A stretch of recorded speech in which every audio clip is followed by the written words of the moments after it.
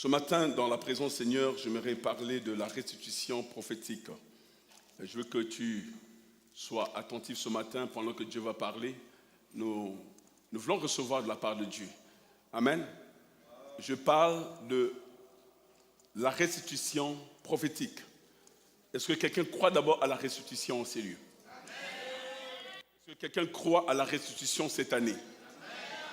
Ce n'est pas une récitation, ce n'est pas un slogan, mais c'est un fait. C'est quelque chose que Dieu avait programmé d'avance, qui vient pour nous booster afin de se positionner. Alléluia. La parole de Dieu vient pour nous positionner afin de saisir ce que Dieu a prévu pour nous. Quand nous parlons de la restitution prophétique, il est pour dire qu'il est temps pour le peuple de Dieu. Il est temps pour le peuple de Dieu de réclamer les prophéties de la Bible. Est-ce que quelqu'un est avec moi? Est-ce que quelqu'un a sa Bible? Non, est-ce que quelqu'un a sa Bible? Il est temps que tu réclames les prophéties qui sont dans cette Bible et que tu puisses te battre pour les utiliser. Je parle encore à quelqu'un. La Bible que tu détiens, que tu as avec toi, est remplie des prophéties qui doivent s'accomplir dans ta vie. Mais ces prophéties ne s'accompliront pas si tu ne les utilises pas. Si tu ne les réclames pas, rien ne va s'accomplir. Quand je regarde ma Bible, je dis, ceci est un livre de ma destinée. Et que ce livre que vous voyez qu'on appelle la Bible, c'est le chemin de ma destinée. C'est le chemin de mon avenir. Non pas seulement de mon futur, mais de mon avenir. Ce que Dieu a tracé pour moi est dedans. C'est mon chemin qui définit ce que je vais être demain. Est-ce que quelqu'un avec moi? Quand on parle de la restitution, la Bible me dit quelque chose que j'ai perdu, que j'ai droit, mais que je n'ai pas. Que je ne possède pas. Je dois réclamer ce droit en fonction de quoi? C'est pas de la restitution prophétique, peu importe ce que l'ennemi a décidé, mais ce que je déclare sur la parole de Dieu finira par s'accomplir, peu importe la contrariété. Mais l'ennemi ne pourra pas s'opposer, parce que celui qui me donnera une parole prophétique, une parole qui va faire quoi? Que l'ennemi ne peut pas résister ni contredire. L'ennemi ne peut pas contredire ce que Dieu dit. L'ennemi ne peut pas s'opposer à ce que Dieu dit. Parce que Dieu est Dieu et il demeurera Dieu. Quand on a dit que la terre soit, la terre fut. Mais rien ne peut empêcher la volonté de Dieu s'accomplir dans ta vie. Est-ce que quelqu'un peut dire Amen? Votre victoire, bien aimé, de chaque bataille de votre vie est reliée à votre bouche. Votre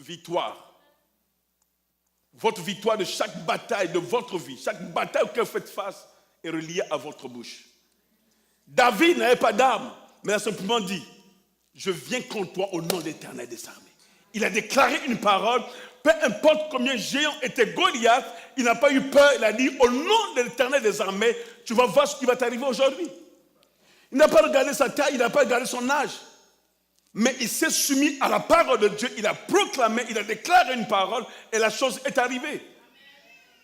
Aujourd'hui, je voudrais bien que les géants de ta vie tombent sur ta déclaration. Peu importe ce qui a terrorisé ta famille, que tu te lèves contre ça ce matin et que cela tombe sur ta déclaration. Alléluia. Ce que vous appelez, c'est ce qui répond. Amen. Ce que tu appelles, c'est ce qui va répondre. Rien ne va te répondre si tu n'appelles pas. Est-ce que quelqu'un est avec moi? Rien ne va répondre si tu n'appelles pas. Ce que tu appelles, c'est ce qui va répondre. Est-ce que quelqu'un est avec moi? Il y a 3 choses qui se produisent lorsque vous parlez. Je vais vous donner ça parce que le temps va vite. Je vais clôturer. Il y a 3 choses qui arrivent lorsque vous parlez. La première des choses, cela permet à Dieu de confirmer ce que vous dites. Quand tu parles, la première chose que ça fait, ça permet à Dieu de confirmer ce que vous dites selon Ésaïe 44, le verset 26. Quelqu'un peut dire Amen. Qui croit que désormais Dieu va confirmer ce qu'il dit? Amen. C'est pourquoi il ne dit plus n'importe quoi. Ésaïe 44, verset 26, il nous dit quoi? Il dit quoi? Je confirme la parole de mon serviteur et j'accomplis ce que président mes envoyés. Je dis de Jérusalem, elle sera habitée et les villes de Juda. Bon, c'est la partie A qui m'intéresse. Je confirme la parole de mon serviteur ou de ma servante. Bien-aimé, tu es serviteur et servante de Dieu. Même si tu n'as pas un micro pour prêcher. Mais ce matin, je t'investis dans le groupe des serviteurs et servantes de Dieu. Parce qu'un serviteur de Dieu ne veut pas dire prêcher. C'est celui qui sert Dieu avec son cœur. C'est celui qui adore Dieu avec son cœur. Dieu dit que je confirme la parole de mon serviteur et j'accomplis ce que président mes envoyés. Les anges que Dieu envoie, c'est Dieu qui préside cela. Mais Dieu va confirmer quoi? Qu'est-ce que tu as proclamé que Dieu va confirmer? Est-ce que quelqu'un est avec moi ce matin? Qu'est-ce que Dieu peut confirmer que tu as dit ce matin? C'est pourquoi je disais bien aimé tout à l'heure, n'utilisez pas votre bouche pour du n'importe quoi. Il y a une puissance dans ta bouche, une puissance créative.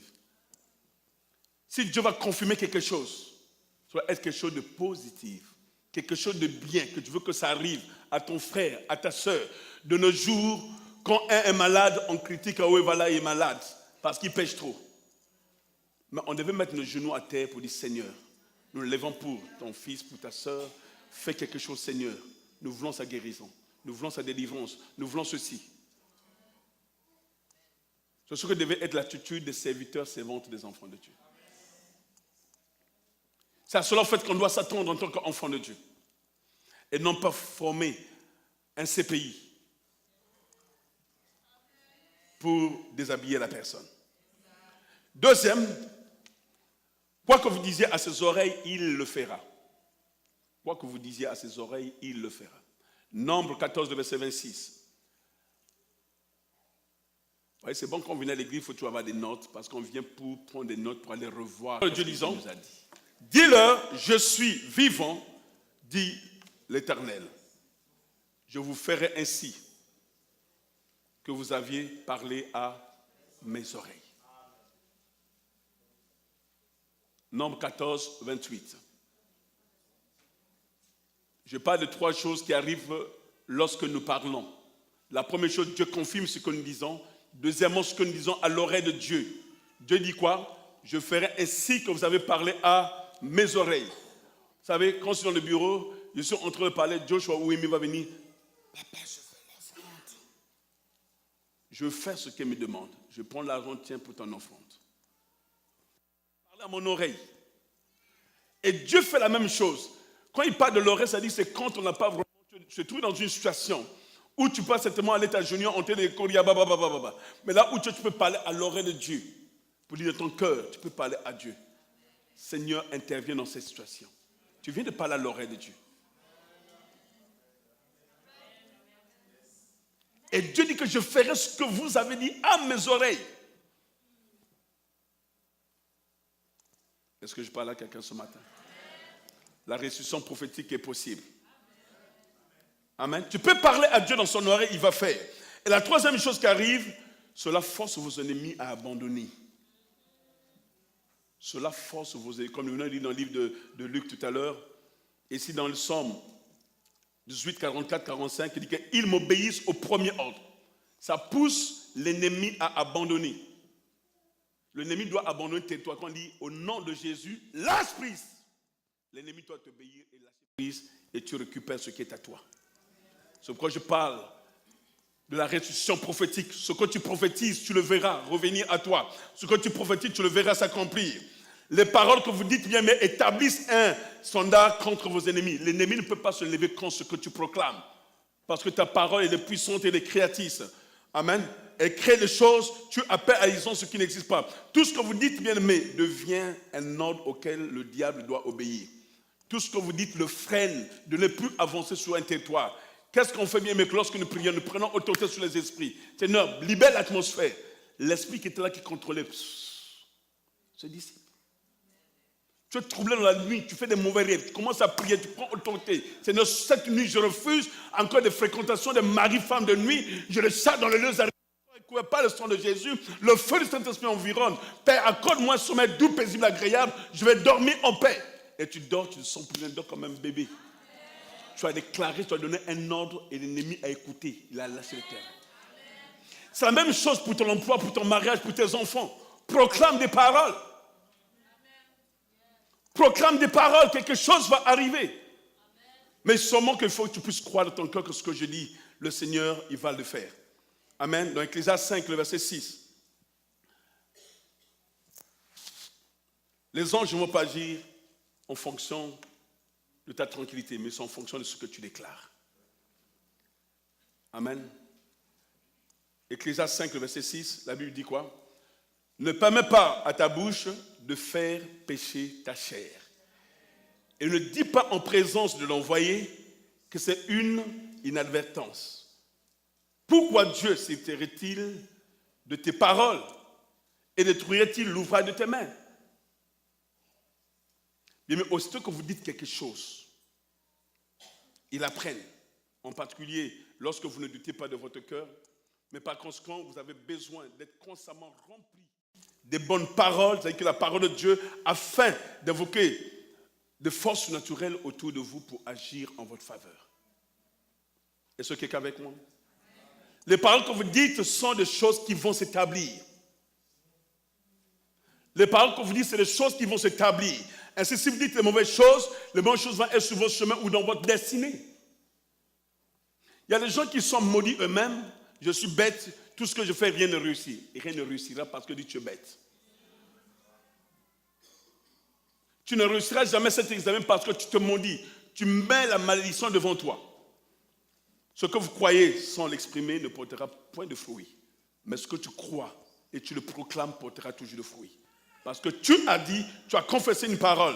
Dans 2 Corinthiens 4, le verset 14, le verset 13, l'apôtre Paul entredit, 2 Corinthiens 4, le verset 13, l'apôtre Paul entredit, et comme nous avons le même esprit de foi, qui est exprimé dans cette parole de l'Écriture, j'ai cru. Dis, j'ai cru.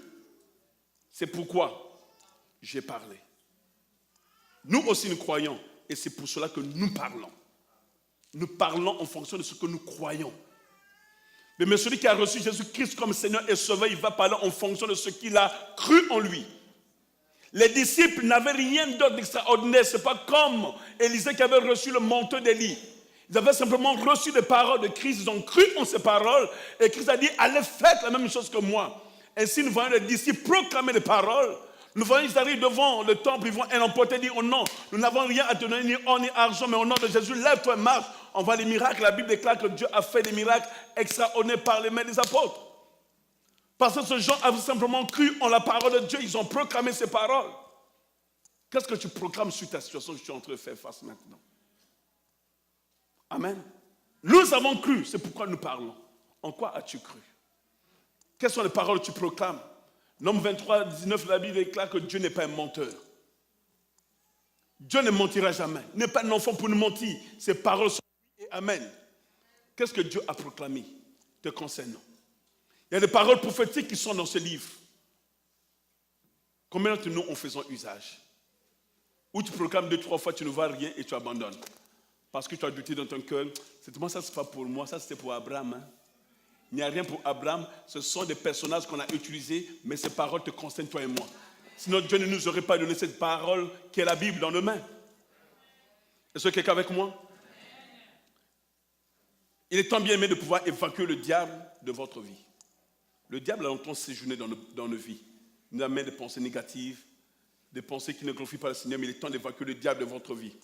Il est temps d'évacuer le diable de votre carrière, il est temps d'évacuer le diable de vos enfants, il est temps d'évacuer le diable de votre foyer, il est temps d'évacuer le diable de votre nation, de votre église, il est temps de l'évacuer, il dit dehors, on ne veut plus de toi, c'est assez.